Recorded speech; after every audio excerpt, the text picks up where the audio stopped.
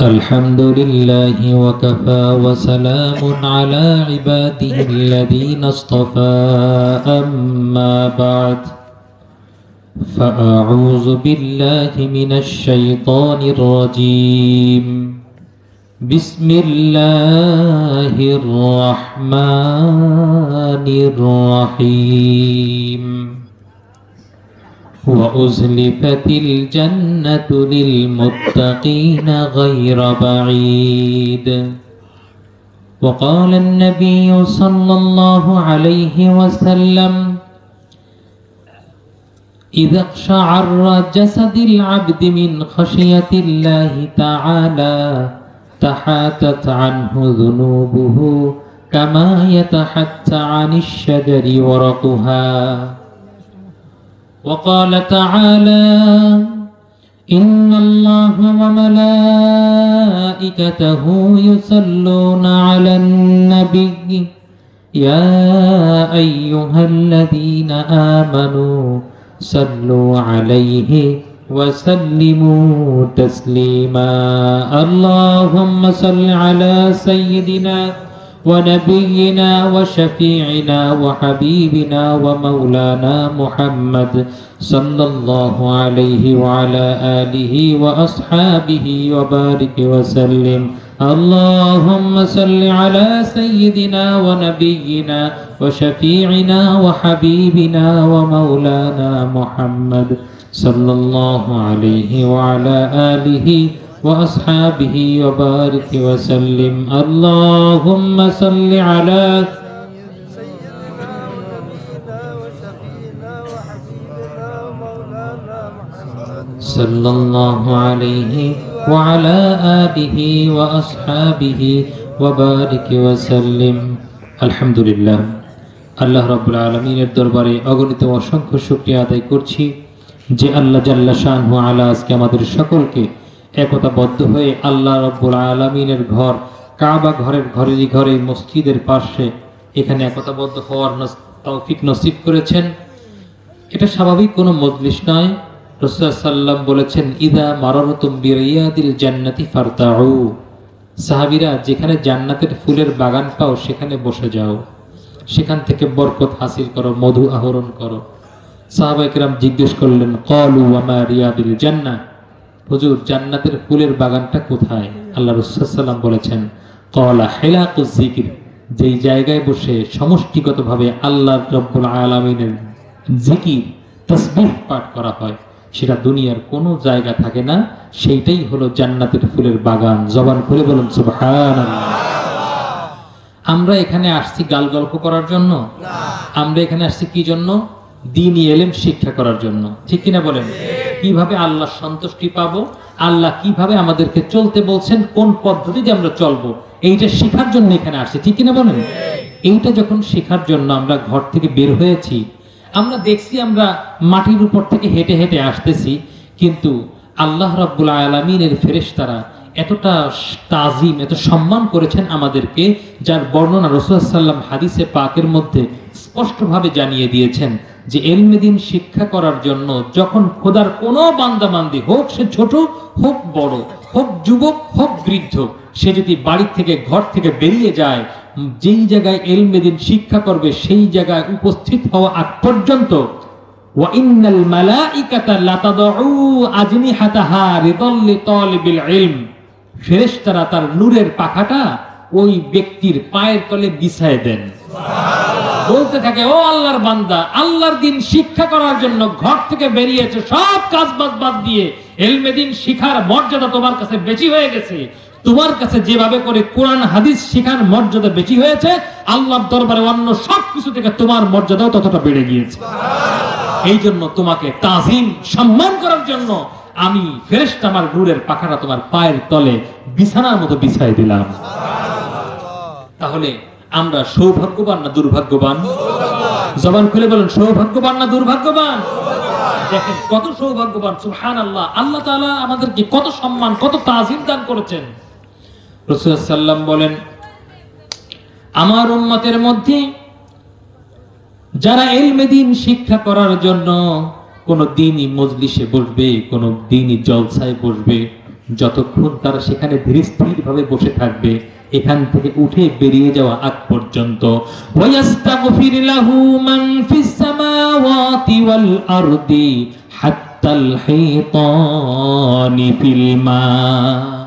আকাশ জমিন নদী আর সমুদ্রের মাঝে যা কিছু আছে আল্লাহর সৃষ্টি, যে ব্যক্তি ইলমে দ্বীন শিক্ষা করার জন্য মজলিসের মধ্যে বসে থাকে ওই ব্যক্তির জন্য আল্লাহর যত সৃষ্টি আছে সব সৃষ্টি আল্লাহর কাছে দোয়া করেন, মাবুদ মাওলা দ্বীনি ইলম শিক্ষা করার জন্য, তোমার কোরআন শিক্ষা করার জন্য, তোমার রাসূলের হাদিসকে জানার জন্য যে তোমার বান্দারা আজকে এত সুন্দর একটা মজলিসে বসে আছেন, আয় আল্লাহ তাআলা এই ব্যক্তিরা এই মজলিস থেকে উঠে যাওয়ার আগেই তাদের জীবনের গুনাহগুলি মাফ করে নিষ্পাপ করে বাড়িতে ফিরিয়ে দাও।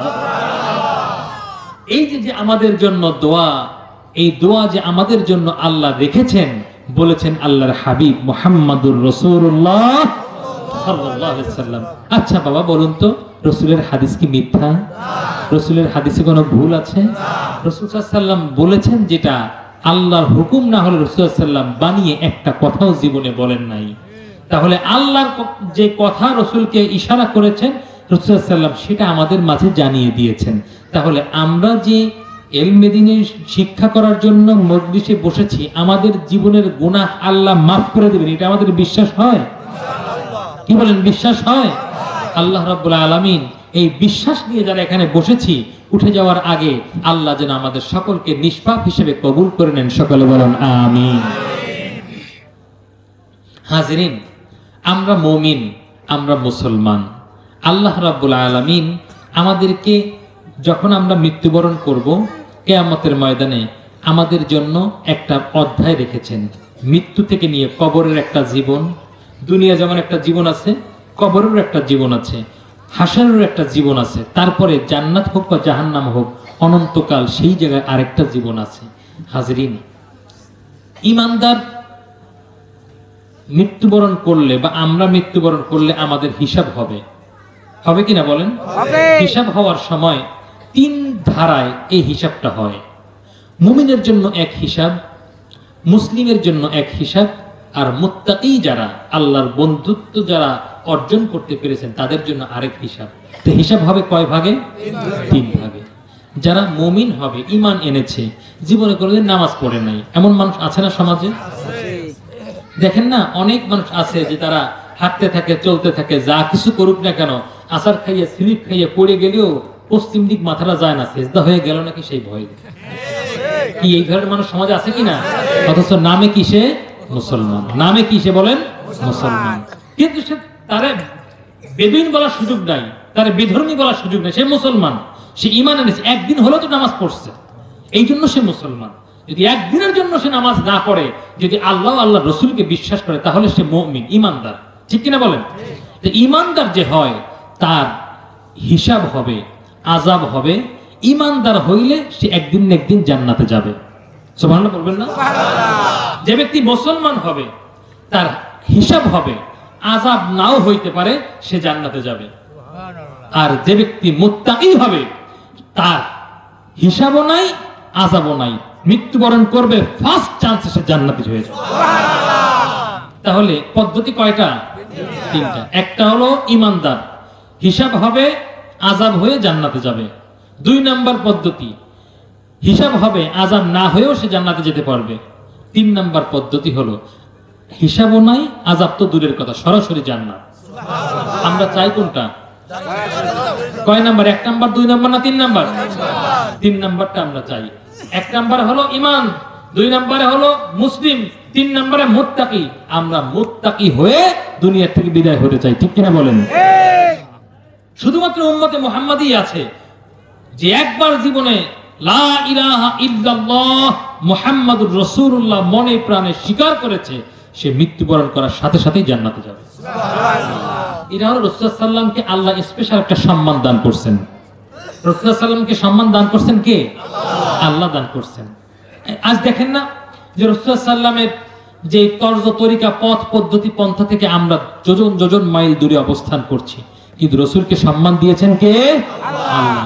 দেখেন আমাদের এত কোন দলকে আল্লাহ বলেন নাই, কোন মানে আল্লাহর সৃষ্টি শুরু থেকে আজ পর্যন্ত রাসূল সাল্লাল্লাহু আলাইহি ওয়াসাল্লাম পর্যন্ত কেউকে বলেন নাই যে তোমাদেরকে দুনিয়ায় পাঠাইছি, তোমরা দুনিয়ার মধ্যে এই দলটাকেই আমি আল্লাহ পাঠাইছি, এই দুনিয়াটাকে তারা বাস্তবায়ন করবে। কিন্তু উম্মতে মুহাম্মাদি আমাদেরকে আল্লাহ বলেছেন। আল্লাহ রাব্বুল আলামিন বলেন, কুনতুম খায়রা উম্মাতিন উখরিজাত লিন-নাসি তা'মুরুনা বিল মা'রুফি ওয়া তানহাউনা আনিল মুনকার।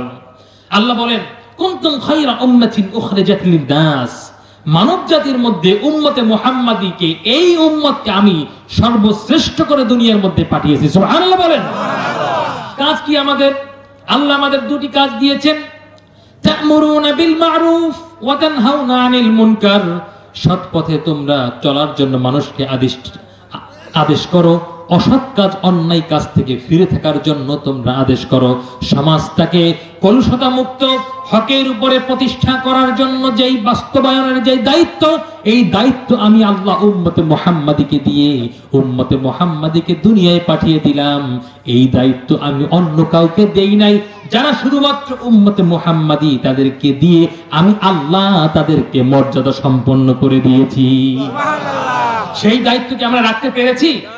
কি বলে রাখতে পেরেছি? বড় দুঃখজনক হলেও সত্য, আজ মুসলমান মাথা উঁচু করে সমাজে দাঁড়াতে পারে না। ঠিক কিনা বলেন? দেখেন না, পৃথিবীর মধ্যে সব মুসলমান, এত মুসলমান, মুসলমানের অভাব নাই, কিন্তু তারপরেও মুসলমান এত থাকা সত্ত্বেও মুসলমান মাথা উঁচু করে দাঁড়াতে পারে না। কিন্তু যেখানে মুসলমান হস্তক্ষেপ করে, ওই জায়গায় মুসলমানের উপর আধিপত্য বিস্তার করবে এমন নেতা বাংলার জমিন করে তামাম পৃথিবীতে মধ্যে জন্মগ্রহণ করে নাই। তার প্রমাণ দেখেন, আমেরিকার পাওয়ার কম, 4M থিওরি, যে 4টা সুপ্রিম পাওয়ার থাকার প্রয়োজন আছে। 4টা সুপ্রিম পাওয়ার, মাসাল, মানি, ম্যান্ডেট। এই যে মাসাল তার শক্তি, অর্থাৎ তার যুদ্ধের যে শক্তি, এরপরে মানি, তার উপর থেকে সম্পদে কেউ নাই, ম্যান্ডেট তার যেই জনবল, তার যেই পাওয়ার, আর তার রাজত্বের যেই ক্ষমতা, এই 4টা জিনিস দিয়ে সুপ্রিম পাওয়ার নিয়ে চলে আমেরিকা। কিন্তু আফগানিস্তানের কি আছে? আফগানিদের আমেরিকার তুলনায় কি আছে? আমেরিকার আছে অ্যাটম বোম, আমেরিকার আছে পারমাণবিক বোমা আছে, তাদের যুদ্ধের বিভিন্ন ধরনের অস্ত্র আছে, যুদ্ধের বিমান আছে, যুদ্ধের জাহাজ আছে, সাবমেরিন, পানির তল দিয়ে গিয়ে যুদ্ধ করার মতো তাদের যন্ত্র আছে, তাদের কত কিছু আছে। কিন্তু এত কিছু থাকা সত্ত্বেও যখন আমেরিকা গেছে আফগানিদের সঙ্গে যুদ্ধ করতে, নাকে খড় দিয়া পালাইয়ে আসতে বাধ্য হয়েছে। আফগানিস্তানের মুসলমানদের সামনে তারা মাথা উঁচু করে দাঁড়াতে পারে নাই। ঠিক কিনা বলেন? তার কি আছে আফগানিদের? 150-200 টাকা দামের একটা পাগড়ি আছে মাথায়। কি আছে আফগানিদের? 200-100 টাকা গজের একটা জুব্বা আছে গায়ে। আফগানিদের কি আছে? একটা লুঙ্গি পরিয়া কোন রকমের তারা যুদ্ধের ময়দানে নামছে। আছে শুধু ইমানি পাওয়ার, ইমানের শক্তি, যাই শক্তির উপরে ভর করে ওই রকমের হানাদারদেরকে দমন করে দেশ থেকে বিতাড়িত করছে। কেউ সেখানে অবস্থান করতে পারে না। ঠিক কিনা বলেন? এই রকমের ইমানি শক্তি, ইমানি পাওয়ার আমাদের আছে? কি বলেন আছে? কেমন মুসলমান আমরা? আজকে মুসলমান মাথা উঁচু করে দাঁড়াতে পারি না, তার একটা মাত্র কারণ, আমরা সত্যিকার অর্থে ইমানদার হিসেবে নিজেকে পরিচয় দিতে পারলাম না। কেমন করে পরিচয় দিবেন বাবা? কেমন করে পরিচয় দিবেন? বড় আফসোস লাগে, বাংলার জমিনের মুনাফিকদের যেভাবে আবির্ভাব হয়েছে, মুনাফিক যেভাবে আধিপত্য বিস্তার করেছে, ইমানদারদেরকে মাথা উঁচু করে কথা বলাটা দায়ী হয়ে গেছে। যে কথা বলতেছিলাম, আপনি যদি উম্মতে মুহাম্মাদি, আমরা উম্মতে মুহাম্মাদি, একটা জিনিস মনে রাখবেন, মুহাম্মদ সাল্লাল্লাহু আলাইহি ওয়াসাল্লামের উম্মত যেহেতু হয়েছেন, একটা জিনিস মনে রাখতে হবে, মাথা উঁচু করে দাঁড়াতে হবে আমাদের। কেউ আমাদেরকে মাথা উঁচু করে দাঁড় করিয়ে দিবে না। কিন্তু যদি একবার দাঁড়িয়ে যান, ইসলামের সপক্ষে যদি একবার দাঁড়িয়ে যান, আপনি যদি সেখানে যুদ্ধ করতে হয়, আপনি যদি সেখানে যুদ্ধে লিপ্ত হয়ে যান, যদি ইসলামের জন্য যুদ্ধ করে হকের পক্ষে, হককে জিন্দা করার জন্য যদি নিজের জীবনটাকেও দিয়ে দেন, আপনি গাজী হবেন না, আপনি শহীদ হয়ে যাবেন। ঠিক কিনা বলেন? তো শহীদের জন্য জান্নাতের সুসংবাদ দিয়েছেন কে? এরপরে যখন আপনি ইসলামের সপক্ষে যুদ্ধ করে বিজয় অর্জন করবেন, আপনি গাজী হবেন। গাজীর জন্য জান্নাতের সুসংবাদ দিয়েছেন কে? তাহলে মুসলমানের জন্য পরাজয় বলতে কোনো শব্দ নাই। মুসলমান মরলে শহীদ, মুসলমান বাঁচলে গাজী। আর যেই পথেই যান না কেন, ইসলামের উপরে থাকলে আপনি যেই তরিকায় হাঁটেন, আপনার জন্য জান্নাত অবধারিত করে রেখে দিয়েছেন আমার আল্লাহ। ঠিক কিনা বলেন? তাহলে আমরা উম্মতে মুহাম্মাদি, আমাদের সম্মান দান করছেন কে? আল্লাহ। মুসা সাল্লাম আল্লাহর কাছে একবার দুইবার না 9 বার বলছেন, আল্লাহ উম্মতে মুহাম্মাদি গুলো আমার তুমি দিয়ে দাও, এত মর্যাদা উম্মতে মুহাম্মাদের, আমাকে দিয়ে দাও। আল্লাহ রাব্বুল আলামিন বলছেন উম্মতে মুহাম্মাদি আসবে অনেক পরে, তুমি অনেক আগে এসেছো, তোমাকে তাদের দেওয়া যাবে না। বলে আল্লাহ আমাকে একটু দেখাও অন্তত। বলে না, তাও দেখানো যাবে না। তখন মুসা সাল্লাম আল্লাহর কাছে বলছে, আল্লাহ তুমি আমার উম্মতে মুহাম্মাদি বানায় নাও। সুবহানাল্লাহ, সুবহানাল্লাহ। আল্লাহ রাব্বুল আলামিন বলছেন যে মুসা, তুমি প্রথম যদি উম্মতে মুহাম্মাদি নিজে না চাইয়া তুমি নিজে উম্মতে মুহাম্মাদি হইতে চাইতা, আমি কবুল করতাম। তুমি একবার দুইবার না 9 বার বলছো উম্মতে মুহাম্মাদি আমারে দিয়ে দাও। তুমি যেহেতু আমার মর্যাদার উম্মতদেরকে কান দিছিলা, যার কারণে তাদেরকেও তোমাদেরকে দিলাম না, তোমাকে দিলাম না, আর তোমাকেও তাদের দলভুক্ত করলাম না। মুসা সাল্লামের মনে বড় কষ্ট। তিনি বললেন, আল্লাহ অন্তত উম্মতে মুহাম্মাদির জবানের শব্দটা আমার একটু শোনায় দাও। আল্লাহ রাব্বুল আলামিন তখন ডাক দিলেন, ইয়া উম্মতে মুহাম্মদ সাল্লাল্লাহু আলাইহি ওয়াসাল্লাম। ইয়া উম্মতে মুহাম্মদ বলে আল্লাহ যখন ডাক দিবেন, উম্মতে মুহাম্মাদি জবান খুলে ফেললেন। সকলে এক বাক্যে উত্তর দিলেন, লাব্বাইক আল্লাহুম্মা লাব্বাইক, লাব্বাইক ওয়া সা'দাইক।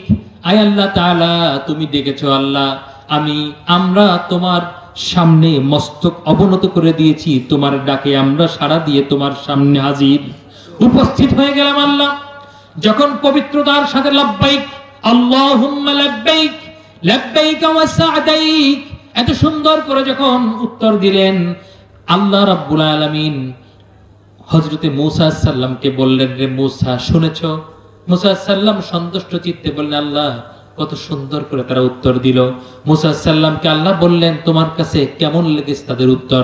আল্লাহর নবী মূসা বলেন, মা সামিআতু আহসানা মিনহু। আয় আল্লাহ তাআলা, এত সুন্দর তাদের শব্দ চয়ন আমার কানে শুনেছি, জীবনে কোনোদিন এত সুন্দর শব্দ আমি কোথাও শুনতে পাই নাই। উম্মতে মুহাম্মাদের মর্যাদা আল্লাহ অনেক আগেই দিয়ে রেখেছেন। এই উম্মতে মুহাম্মাদের মর্যাদা হয়েছে মুহাম্মদ সাল্লাল্লাহু আলাইহি ওয়াসাল্লামের উম্মত হওয়ার জন্য। ঠিক কিনা বলেন? তাহলে সেই নবীর উম্মতের, সেই নবীর মর্যাদা কত আছে না নাই? নবীজির মর্যাদা আছে না নাই? আল্লাহর নবী সাল্লাল্লাহু আলাইহি ওয়াসাল্লামের মর্যাদা কত দেখেন। অনেক নবীকে আল্লাহ নাম ধরে ডাকছেন। কত নবীকে আল্লাহ নাম ধরে ডাকছেন। আমার আপনার নবী রাহমাতুল লিল আলামিনকে আল্লাহ কোনদিন নাম ধরে ডাকছেন না।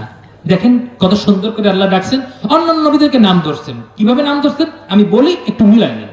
আল্লাহ রাব্বুল আলামিন আদম আলাইহিস সালাম থেকে এইভাবে ডেকে ডেকে আসছেন, ইয়া আদম উসকুন আনতা ওয়া যাওজুকাল জান্নাহ, ইয়া নূহ ইহবিতু বিসালামিন মিন্না ওয়া বারাকা, ইয়া ইব্রাহিম قد صدقت الرؤيا يا موسى لا تخف يا يحيى خذ الكتاب بقوة يا زكريا إنا نبشرك بغلام اسمه يحيى।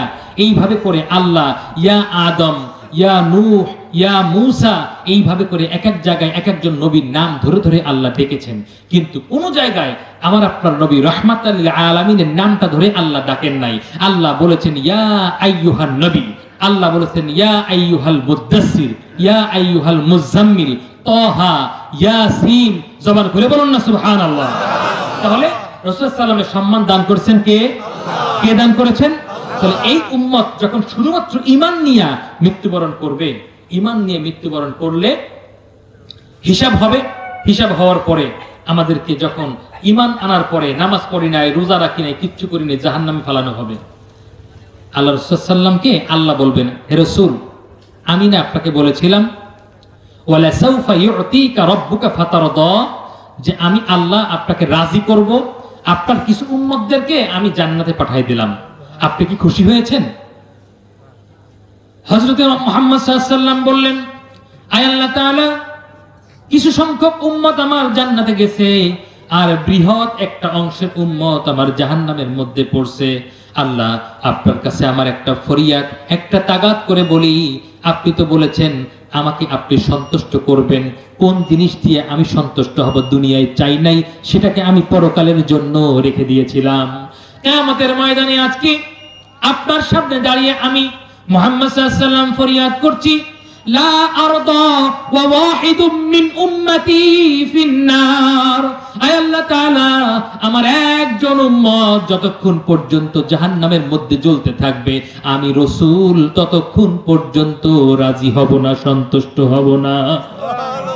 একজন উম্মত যতক্ষণ পর্যন্ত জাহান্নামে থাকবে ততক্ষণ আমি সন্তুষ্ট হব না, আমি ততক্ষণ পর্যন্ত রাজি হব না। আল্লাহ রাব্বুল আলামিন এই কথা শুনে সাথে সাথে জাহান্নামের যে ফেরেশতা তাকে ডাক দিয়ে বললেন, এর জাহান্নামের ফেরেশতা মালিক, জাহান্নামের দরজাগুলি খুলে দাও। জাহান্নামের দরজাগুলি খুলে সেই জায়গা থেকে আমার উম্মতি মুহাম্মাদীদেরকে বের করে করে নিয়ে আসো। যখনই বলা হয়েছে জাহান্নামের দারোয়ান মালিক ফেরেশতা তখন বললেন, আল্লাহ, কেমন করে চিনবো এই পুরা জ্বলা কয়লার মধ্যে তোমার উম্মতে মুহাম্মাদী কি, আমি কেমন করে বুঝবো? আল্লাহ রাব্বুল আলামিন বললেন, হাদিস রাসূলুল্লাহ সাল্লাল্লাহু আলাইহি ওয়াসাল্লাম বলেছেন, আমার যারা উম্মত হবে তাদের কারো হাঁটু পর্যন্ত জ্বলবে, কারো কোমর পর্যন্ত জ্বলবে, কারো সিনা পর্যন্ত জ্বলবে। ওয়ালা তাআকুলুন নারু সুওয়ারহুম, তাদের চেহারার মধ্যে আগুন স্পর্শ করতে পারবে না, চেহারার মধ্যে আগুন লাগবে না। তার কারণ হলো উম্মতে মুহাম্মাদীকে আল্লাহ রাব্বুল আলামিন এমন তাজিম দিয়েছেন, এমন সম্মান দিয়েছেন, উম্মতে মুহাম্মাদীর ঈমানের নূরটা এত পবিত্র করে দিয়েছেন, তাদের হাঁটু পর্যন্ত জ্বলবে, একটু বেশি গুনাহ করলে কোমর পর্যন্ত জ্বলবে, আরো বেশি অনেক গুনাহ করে ফেলেছে সিনা পর্যন্ত জ্বলবে, কিন্তু তাদের ঈমানের নূরটা চেহারার মধ্যে জল জল জল জল করে জ্বলতে থাকবে। ঈমানের নূরটা চেহারার মধ্যে আসার কারণে জাহান্নামের আগুন সেই চেহারাকে স্পর্শ করতে পারবে না। তাহলে সেই জায়গা থেকে বের করে সব নিয়ে আসা হবে। সময় সংক্ষেপ বাবা।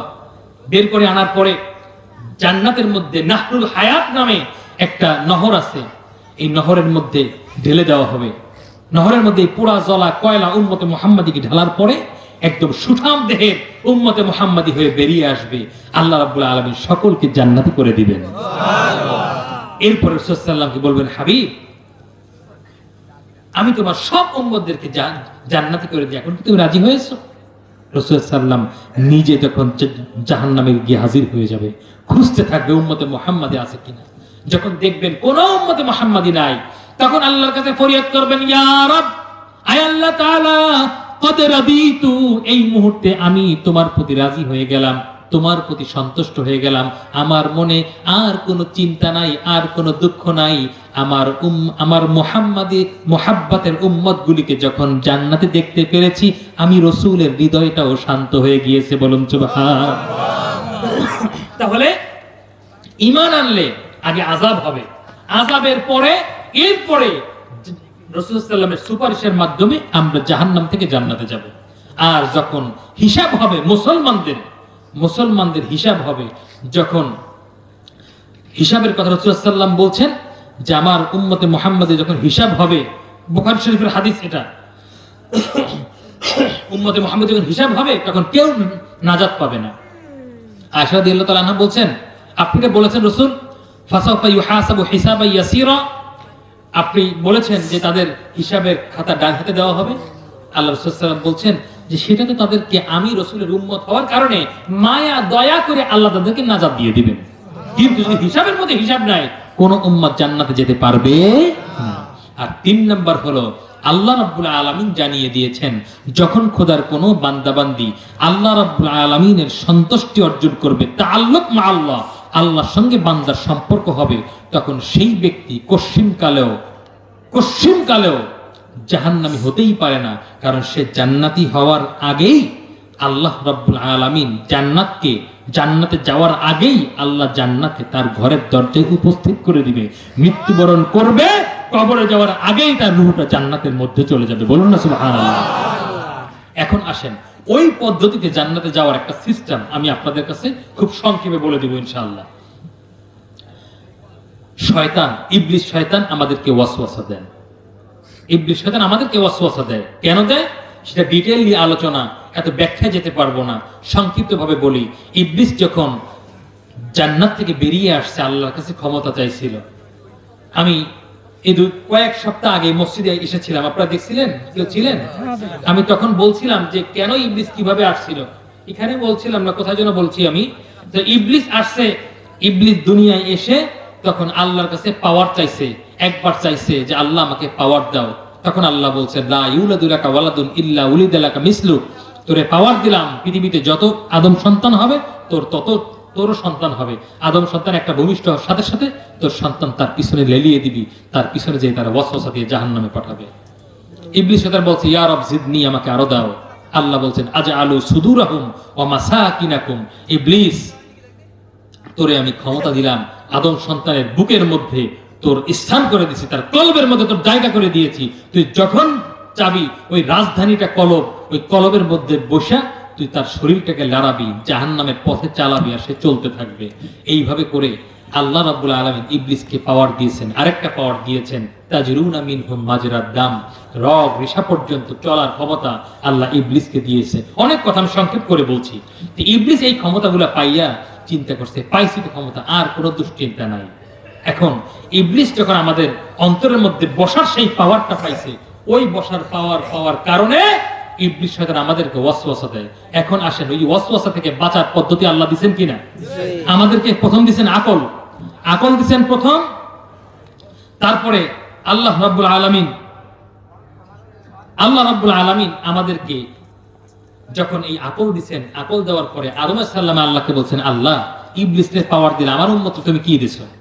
তখন আল্লাহ রাব্বুল আলামিন বলছেন আদম রে দুশ্চিন্তা করো না, তুমি দুশ্চিন্তা করো না, আমি আল্লাহ তোমার সন্তানদেরকে এমন একটা পাওয়ার দিছি, আমি আল্লাহ নিজে একজন প্রতিনিধি তোমার সন্তানদের সঙ্গে দিয়ে দিলাম। আল্লাহ তাআলা বলছেন আদম রে ভয় পাচ্ছ তুমি, তোমার ভয় পাওয়ার কোনো কারণ নাই, চিন্তার কোনো কারণ নাই। লা ইউলাদু লাকা ওয়ালাদুন ইল্লা ওয়াক্কালতু মান ইয়াহফাযহু মিন করনাইস সু, তোমার সন্তানদেরকে যখন ইবলিস শয়তান খারাপের দিকে পরিচালনা করবে, আমি আল্লাহ তাআলা তখন তোমার সন্তানদের সঙ্গে আমি আল্লাহ দায়িত্ব নিয়ে একটা ফেরেশতা তার কাছে পাঠিয়ে দিব। আমার ফেরেশতা গিয়ে তাকে বুঝাবে, তার অন্তরের মধ্যে ঢুকে বুঝাবে এই কাজটা খারাপ, এইটা ভালো, এদিকে ফিরে আসো। ইবলিসটা টানবে বাম দিকে, আমার ফেরেশতা টানবে ডান দিকে, আর মাঝখানে তাকে দিয়েছি একটা আকল দিয়ে সে বিচার করবে আমি কোন পথে যাব। আমার যখন ফেরেশতা ডান দিকে টানবে, ইবলিস বাম দিকে টানবে, আকল দিয়ে যদি ব্রেন খাটাইয়ে সে ডান দিকে যাইতে পারে, সে যদি ভুলেও কোনো গুনাহ করে থাকে, তার ভুলের কারণ আমি না ধরে জীবনের গুনাহ মাফ করে স্বেচ্ছায় আমার পথে আসার কারণে আমি আল্লাহ তাকে আমার কবুলিয়াত বান্দা বানাইয়া জান্নাতবাসী করে দেব। তাহলে আমাদের জন্য ইবলিস রেডি, ইবলিস আমাদের জন্য রেডি, ওয়াসওয়াসা দিচ্ছে, কিন্তু আমাদের বেঁচে থাকার জন্য আল্লাহ আমাদের আকল দিয়েছেন কিনা, ভালো মন্দ বুঝি কিনা। এই দাড়ি ছেঁচাতে পাপ আমরা বুঝি, তারপরেও শাসি, ঠিক কিনা বলেন? বিড়ি খাওয়া যে গুনাহ আমরা বুঝি, তারপরেও খাই। অন্যের হক নষ্ট করা যে গুনাহ পাপ বুঝি, তারপরেও করি। ইবলিসের পদাঙ্ক আমরা ছাড়তে পারি নাই। এই জন্য ইবলিসের পদাঙ্ক ছাড়তে হলে আমাদের কি করতে হবে? আল্লাহ রাব্বুল আলামিনের হাবিব মুহাম্মদ সাল্লাল্লাহু আলাইহি ওয়াসাল্লাম স্পষ্ট জানিয়ে দিয়েছেন আশ-শায়তানু জাসিমুন আলা কলবি ইবনে আদম, আদম সন্তানের অন্তরের মধ্যে শয়তান অবস্থান করে। ফাইদা যাকারাল্লাহ খালাসা ওয়া ইদা গাফালা ওয়াসওয়াসা, যখন সেই ব্যক্তি নিজের অন্তরটাকে আত্মশুদ্ধি করার জন্য জিকির আজগার, আল্লাহর ভীতি, আল্লাহর জিকির জবানে জারি রাখে, নিজের ব্রেনটাকে ইসলামের পথে রাখে, শয়তান তার থেকে দূরে যায়, তার কাছে আসতে পারে না। আর যখন শয়তান তার কাছে আসতে পারে না, তখন তার অন্তরটা নরম হয়ে যায়। তখন সে যদি আল্লাহর কাছে বলে আল্লাহ জীবনে ভুল করেছি সত্য, গুনাহ করেছি সত্য, তুমি যদি মাফ করে দাও, তুমি যদি ক্ষমা করে দাও, আল্লাহ তুমি যদি আমাদেরকে রহম করে দাও, আমরা তখনই সফল হতে পারবো। তুমি যদি মাফ না করো, ক্ষমা না করো, আমাদের যাওয়ার কিন্তু আর কোনো জায়গা নাই। ফরিয়াদ যখন করবে আল্লাহর কাছে, আল্লাহ রাব্বুল আলামিন ওই বান্দার উপরে এত খুশি হয়ে যান, আল্লাহ রাব্বুল আলামিন বলেন, ইয়া ইবনে আদম লাউ বালাগাত দুনুবুকা আনানাস সামা সুম্মা ইস্তাগফারতানি লাগফারতু লাক। ওরে আদম সন্তান, জীবনে ভুল করেছে সত্য, জীবনে গুনাহ করেছে সত্য, আমি আল্লাহর দরবারে ফিরে আসো। লা তাকনাতু মির রাহমাতিল্লাহ, ইন্নাল্লাহা ইয়াগফিরুয যুনুবা জামিআ, ইন্নাহু হুয়াল গফুরুর রহিম। ভয় নাই বান্দা, ভয় নাই, দূরে যাইও না, দূরে সরে যেও না, আমার রহমত থেকে দূরে যাইও না, ফিরে আসো, ফিরে আসো, আমার কাছে ক্ষমা চাও, মাফ চাও। তোমার গুনাহ যদি আকাশ চুম্বি পর্যন্ত হয়ে যায়, আমি আল্লাহর কাছে একবার বলো, আল্লাহ জীবনে গুনাহ করেছি, আজকে মাফ করো, জীবনে তোমার গুনাহ আর করব না। তোমার বলতে দেরি, আমি আল্লাহ তোমাকে মাফ করতে দেরি করব না। মাফ চাবো তো আল্লাহর কাছে, মাফ চাবো তো আল্লাহর কাছে। আল্লাহ আমাদেরকে নিষ্পাপ হিসেবে কবুল করুন, বলুন আমিন। হাজরিন, হাতে সময় আছে আর মাত্র 7 মিনিট। এই 7 মিনিটে আমি ছোট্ট করে আপনাদের সামনে দুই একটি কথা, আপনাদের নিজেদেরকে প্রস্তুত করার জন্য দুটি কথা বলি। আজকে বর্তমানে আমরা মুত্তাকি হওয়ার জন্য আগে ইমানদার হতে হবে কিনা, তারপরে ইসলাম গ্রহণ করতে হবে, এরপরে আমাদের মুত্তাকি হতে হবে। কিন্তু ইসলাম গ্রহণ করব, আমরা কি সত্যিকার অর্থে মুমিন মুসলমান হতে পারছি? না।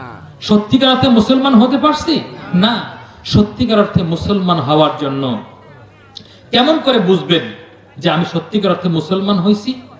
মুসলমান যদি সত্যিকার অর্থে হতে হয়, আমি স্পষ্টভাবে আমি হাদিসের রেফারেন্স দিচ্ছি আপনাদের কাছে। বাবা, হাদিস পাকে আল্লাহ রাসূল সাল্লাল্লাহু আলাইহি ওয়াসাল্লাম একবার দুইবার নয়, বুখারী শরীফের মধ্যে বারংবার আমাদেরকে জানিয়ে দিয়েছেন।